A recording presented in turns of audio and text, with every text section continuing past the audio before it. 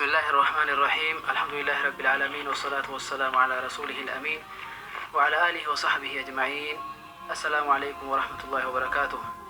الشما هركفوني كبجمتوتا داوتوتا في هلتفتوتا ميديا النور كون كوبي أدى حواسا مركز النور وجين تاسف نيلا كوبي كنا كيستي وديفن نوغها مركز النور مالكتي برباچي سما إسا سغنتا إسا كيستي دربا جروفي أكو مسان dhaamsa hawaasa kennaaf keessummoonni keenya godhan kana isin biraan geenna hanga xumura sagantaatiin wajjin tura.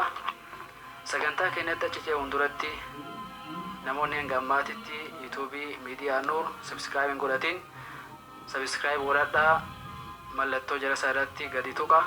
Sagantaaleen miidiyaa kanarraa darbu kan barumsa quraanaa, kan hadiisaa akkuma san gorsa garaagaraa yeroo hundaa akka isin bira ga'uuf jechuudhaa fi kallattimaan amma gara sagantaatti dabarra.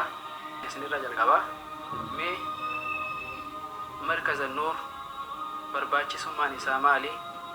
Maaliif hundeeffamee? Eenyuuf hundeeffamee? Amma eessatti argama? Kanarraa waan nu ibsitan. Barbaachisummaan markazaa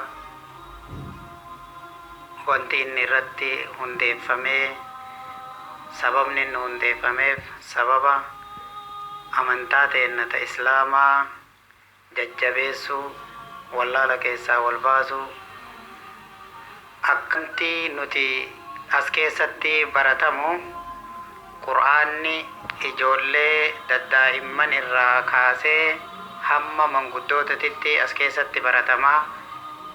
Akkasuma sagantaan kitaabota akka tafsiiraa, akka tajriidaa, akka riyaadaa, akka buluugaa, walumaa galatti hadiifni tartiiba isaatiin hundi as keessatti baratamaa. Hundi keessanuu namoota gurguddaa irraa ta'ee, daa'imman irraa ta'ee, dhiira irraa ta'ee, dubartii irraa ta'ee nama hundaafuu barsiisuuf markazni qophiidha.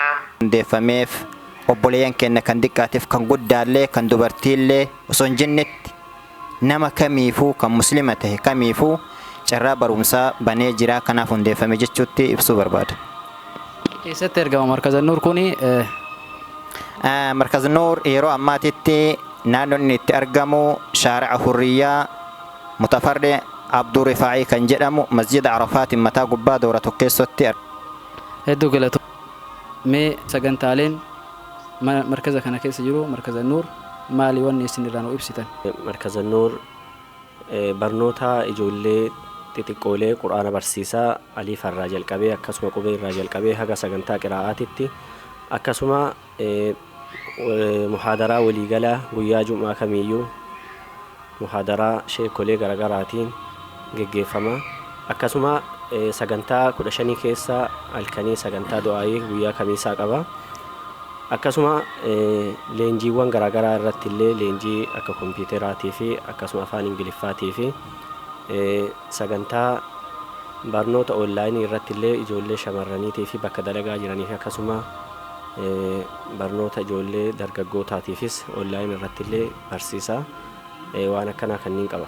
Hedduu galatooma ibsaa fi akkuma san dhaamsa hawaasa dabarsitanii fi Muhammad Amiin gara keetitti darba. Markazni sagantaalee akkanaa of keessaa erga qabaatee mee dargaggoota keenya kan yeroo isaanii akka maleetti qisaasaa jiran, kan qahawaa keessa bulan, kan waan adda addaa keessa jiran, hatta warreen hojii irra jiruufillee wanni itti dhaamtuuf maali barumsa as keessa jiru kanarraa qooda fudhatu irratti?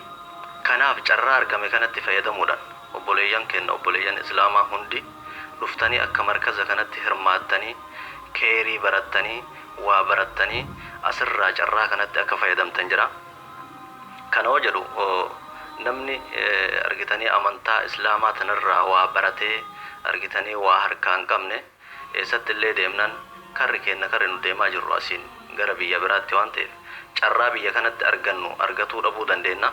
Kanaaf obboleeyyan kiyya warroonni argitanii dargaggeessaa warri bakka maletti carraan akkanaa kun nu taraa jiru rabbumaaf jecha gara kana garagaltanii umrii keessanis saamattanii yeroo keessanis saamattanii akka gara markazaa keenyatti dhuftanii markaza kanaatti dhuftanii keerii tana waa barattanii asirraa yoo ka danda'amu taate warroonni sila as keessatti agartanii bakka silaa hin taane yeroo dabarsu irratti osoo garana dhufanii gara markazaatitti dhufaniitiin osoo tajaajila kana itti fayyadamanii yaada naamu dargaggoo deebisee warroota bakka adda addaa teettanii bakka sila rabbii fi namoonni illee nama irratti jibbu teettanii bakka yeroo fixxan dargaggummaa yeroo ammaa qabnu kana keessatti fayyadamnee akka bakka ulfaataa kana bakka diin rabbii itti baratamu baroomsi kamuu nama tajaajilu itti fayyadamu kana dhuftanii akka fayyadamtanii dhaamsi guddaan isinii qabu hawaasa keenya keessattu dargaggoota shamarran dabalatee akka dhuftanii bakka kanarraa fayyadamtanii. Akkuma san gara Obbo Abdallaahi darba mee dhaamsi isin qabdan namoota manguddoota ta'an kan horii isaanii ejjise kan waa'ee barumsaa kanarratti barumsi umriin daangeffama.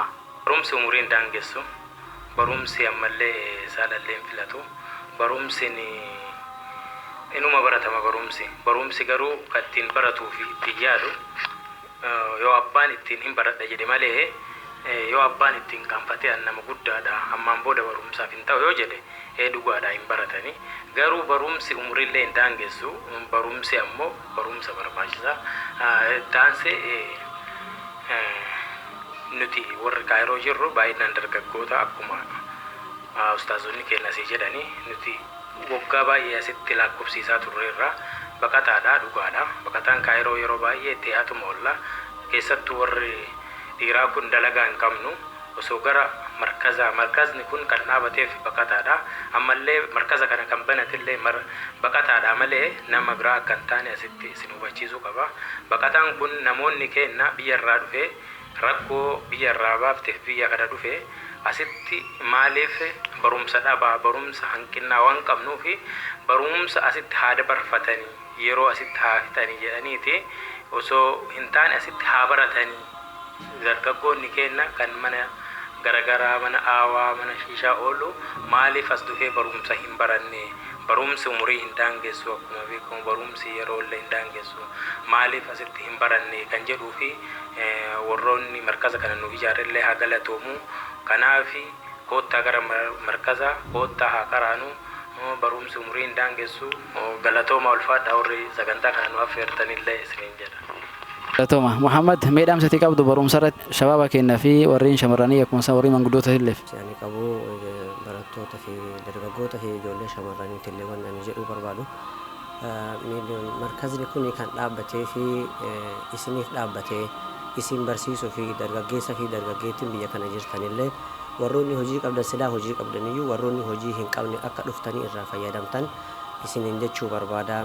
Markazni kun kan dhaabbateef isin qarqaarsa fi malee as dhaabbatee kiraa bichaa irraa kafaluu osoo hin taane dhuftanii faayidaa inni asitti kireeffamee irraa akka fayyadamtan isiniin jechuu barbaada. Assalaamu alaikum warahmatullahi wabarakaatu.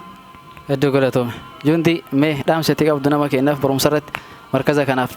Waa'ee barumsaa irratti dhaamsi ani qabu namni barumsa qabuu fi namni barumsa hin qabne adda fageenya hamma samaaf dachii jechuun ni danda'ama.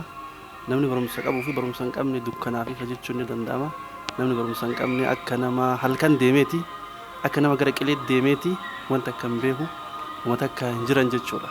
Namni barumsa qabe ifa nama ifa keessa deemu nama aqlii qabu jechuun ni danda'ama. Barumsi yoomiyyuu eessattiyyuu bakka illee filatu sa'aatii illee filatu sa'a kamuu barachuun ni danda'ama. Hedduu galatoome.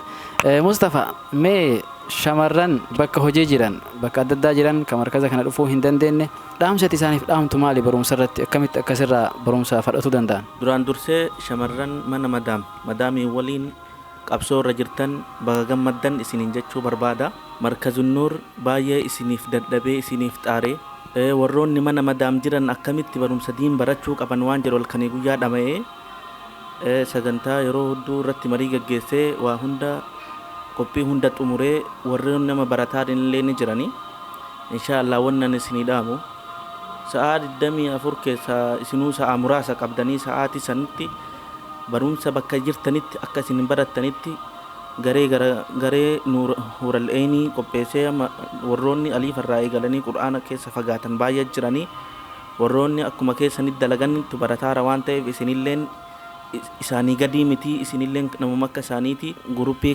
kanarratti galtanii Nuural Eeniitti dabalamtanii akka barattan asiin dhaamsa isinii dabarsuu barbaadaa. Dalagaan wamaa dalaydeetiin maallaqa argatta. Qur'aana yoo qaraate yoo baratte immoo rabbiin biratti illee mindaa qabda. Yeroo qabdutti xiqqashuma yeroo daqiiqama 10 kennii fi akka barattan akka markazu nuurillee dhuftanii warroota dhufteen waliin akka hirmaattan isin jechuu barbaada. Galatooma ulfaadha. Atillee galatooma ibsa kana nuuf kennuudhaafi amma immoo dargaggoota keenya kan bakka kaafteerii adda addaatii fi bakka qahwaatitti halkanii guyyaa yeroo isaanii qisaasaa jiran barumsa diinii qofaa miti barumsa kaaniyyuu ka barataa hin jirre ka iddoo barumsaatii wal hin beeyne mee dhaamseeti isa kanaaf qabdu Jibriil. Isaaniif baay'ee gadda obboleeyyan keenya numartinuu isaan deebisuu qabna. Karaan isaan irra jiran kun karaa sirrii miti. Isaaniif garuu yeroo dhabnee yeroo achitti dabarfanne jedhanii achi deemaa jiru. Yeroo isaan achitti dabarfan sun yeroo gubata yeroo ibiddaatti qaama ofillee gubaa jiran yeroo ofillee gubaa jiran. Kanaafuu yoo danda'aman as dhufanii daqiiqaa 30 baratanii yoo deeman gahaadha. Barumsa kamiyyuu ni jira.